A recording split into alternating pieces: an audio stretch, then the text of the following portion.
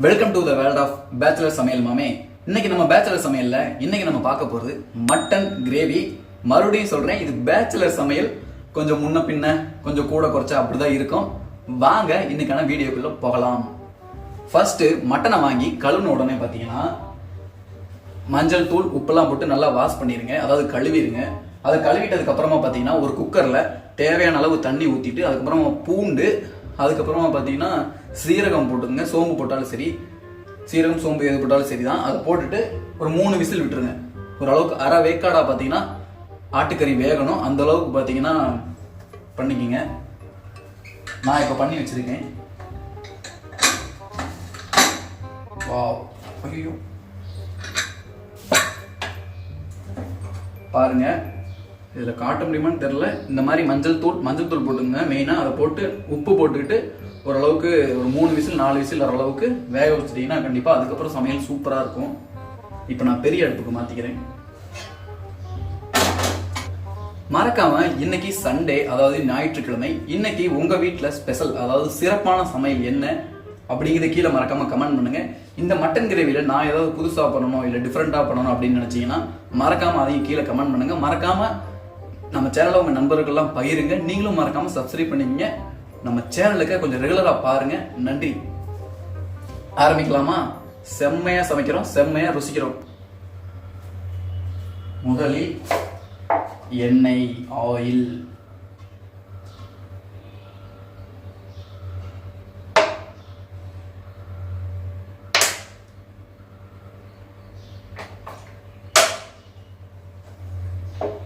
Next பாத்தீங்கன்னா அடுப்பு பற்ற வச்சிடணும். பற்ற வச்சதுக்கு அப்புறமா ஃபர்ஸ்ட் பாத்தீங்கன்னா சோம்பு, அதே மாதிரி பாத்தீங்கன்னா சோம்பு போட்டுக்கணும். சாரி, சீரகம் போட்டுக்கணும். ஓ சாரி மக்களே, பட்டை ஏலக்காய் அதெல்லாம் போடணும். அது இருங்க எடுத்துட்டு வரேன், அதை போடணும். சரி, இப்போதைக்கு இதை போடுவோம். அப்புறம் பார்த்தீங்கன்னா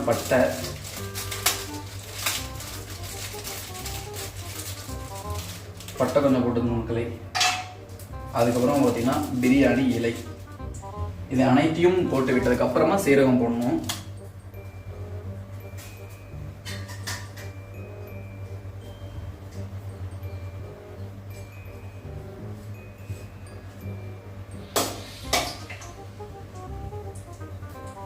இது அனைத்தையும் போட்டு விட்டதுக்கு அப்புறமா பார்த்தீங்கன்னா சீரகம் கொஞ்சம் போட்டுக்குவோம்.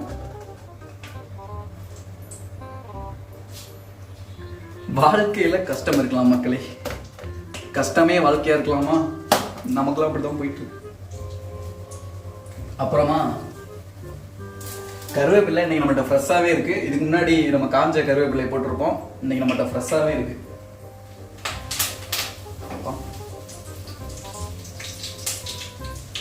அதுக்கப்புறமா பார்த்தீங்கன்னா பொடியாக நறுக்கி வைத்த வெங்காயமும் தக்காளியும் பார்த்தீங்கன்னா ஃபர்ஸ்ட் வெங்காயத்தை போடணும். அதுக்கப்புறம் கொஞ்சம் நேரம் கழிச்சு பார்த்தீங்கன்னா தக்காளி பொடியாக ஏன் நறுக்கிறோம்னு பார்த்தீங்கன்னா கொஞ்சம் கிரேவி மாதிரி வரும், கண்டிப்பாக நல்லாவும் இருக்கும். அதுக்காக தான் பார்த்தீங்கன்னா இந்த மாதிரி சேர்க்குறோம். சேர்த்துருவோமா?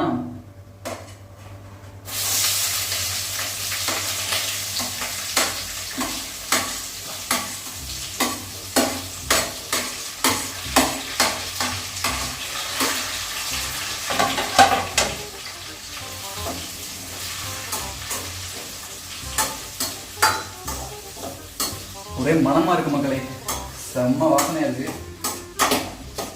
இந்த வாசனைக்கு காரணமே பார்த்தீங்கன்னா இந்த பட்டை ஏலக்காய் தான்.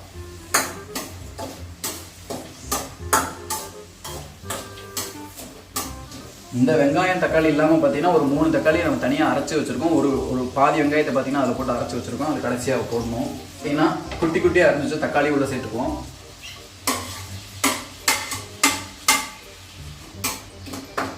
சமைக்கிறது ஒரு மாதிரி நல்லா தான் இருக்கு, ரொம்பலாம் போர் அடிக்கல, சூப்பராக இருக்கு. அப்புறம் இப்போதைக்கு பார்த்தீங்கன்னா கொஞ்சமாக உப்பு சேர்த்துக்கணும். உப்பு ஏன் சேர்க்குறோன்னா நிறைய பேருக்கு தெரிஞ்சிருக்கும், இருந்தாலும் நம்ம சொல்லணும்ல, அதனால சொல்லிக்குவோம். உப்பு பார்த்தீங்கன்னா தக்காளி வெங்காயத்தோட போடும்போது நல்லா வேகும், அதனால தான். அவ்வளோதான் மக்களே, வெங்காயம் தக்காளியில் ஓரளவுக்கு ரெடி ஆயிடுச்சு.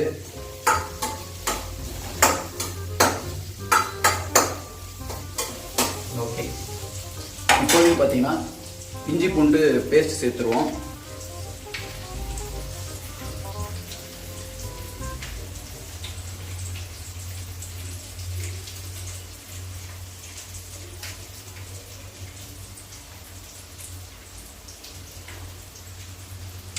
இது நீங்கள் கையோட அரைச்சி சேர்த்தீங்கன்னா இன்னும் நல்லது. நம்மளுக்கே தெரியும் நம்மளால முடியாதுன்ட்டு. இப்போதைக்கு பார்த்தீங்கன்னா கொஞ்சமாக பார்த்தீங்கன்னா மஞ்சள் தூள் கொஞ்சமாக, அதற்கப்புறமா மிளகாய் தூள்,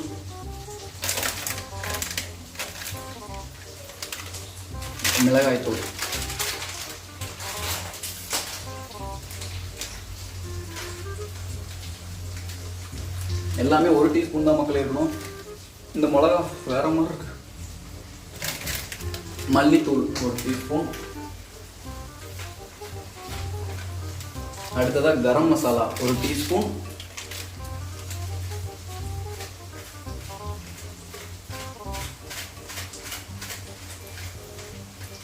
எனக்கு அளவுலாம் தெரியாது, குறுக்கா அம்பக்கில் போட வேண்டியதான் நானும் போட்டுட்டு இருக்கேன்.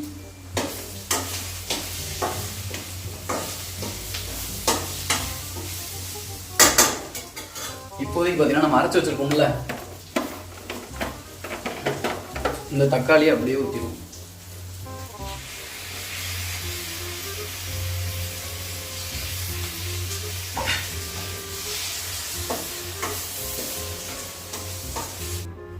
இது எவ்வளோ மிக்ஸ் பண்ணணும்னா, அந்த மோந்து பார்த்தீங்கன்னா உங்களுக்கே தெரியும் இந்த பச்சை வடை போயிருக்கு. அந்த அளவுக்கு இந்த மிளகா பொடி வேற ரொம்ப எரியுது மக்களை. இன்னைக்கு எவ்வளோதான் முடிஞ்சு.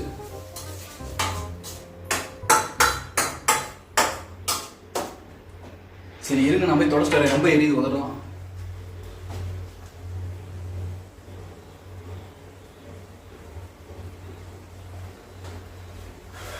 எங்கடா இவ்வளோ நேரமாக தொடச்சு வரீங்க? துண்டிங்க தான் பக்கத்தில் தான் இருக்கு மக்களே. அதனால தான் யாருமே வாய் வச்சு எந்த பொருளையும் கடிக்காதீங்க. வா, மட்டன் நம்ம குக்கரில் வச்சிடணும், அதை வந்து அப்படியே ஊற்றுறோம்.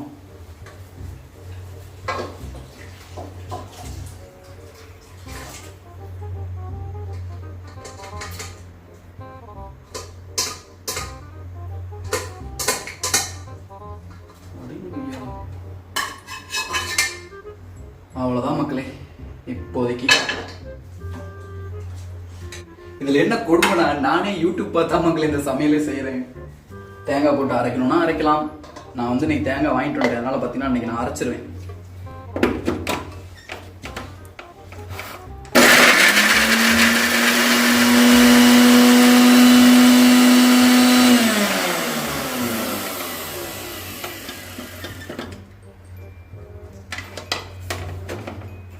அரைச்ச தேங்காவை பார்த்தீங்கன்னா உள்ள போகணும். ஸ்பூன் இல்லை, நான் கையிலேயே போட்டுறேன். யாரும் தப்பாக நினைக்க வேணாம்.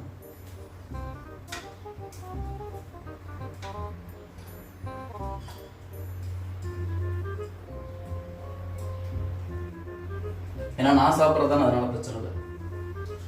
இதே வேற யாருக்காவது சமைச்சு அப்படி சாப்பிட்றோம் தான் கண்டிப்பாக சங்கட்டம். மன்னிச்சுக்கோங்க.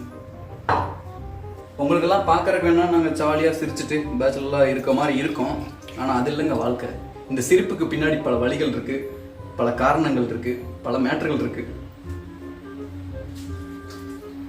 ரைட்டு. இந்த கறி வந்து கொதிக்கும் போது பார்த்தீங்கன்னா மட்டன் மசாலாவை போட்டு இறக்கிடுவோம். கொஞ்ச நேரம் அது கொதிச்சதுக்கு முன்னாடி இறக்கிடுவோம். சமையலை முடிச்சதுக்கு அப்புறமா நான் உங்களை சந்திக்கிறேன். இந்த வீடியோ பார்த்தீங்கன்னா என்னோட தம்பிக்கு தான் எடிட் பண்ண அனுப்பிச்சுடணும். அவன் கொஞ்சம் நல்லா எடிட் பண்ணுவோம், அதனால வந்து அவனுக்கு அனுப்பிச்சு விட்ருவோம்.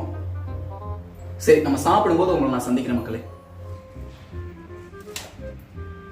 மக்களே, சுவையான மட்டன் கிரேவி பார்த்தீங்கன்னா ரெடி ஆயிடுச்சு. இப்போ நான் உங்களுக்கு சாப்பிட்டு எப்படி இருக்குன்னு சொல்ல போறேன். ரொம்ப சூடா இருக்கு மக்களே.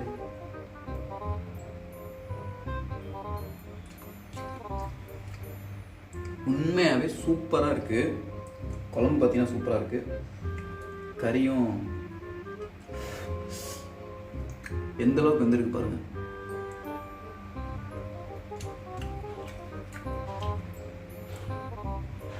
முக்கியமாக ஒன்று சொல்லிக்கிறேன், இதை உங்கள் வீட்டில் யாரும் செஞ்சு பார்க்காதீங்க. Don't try this at home.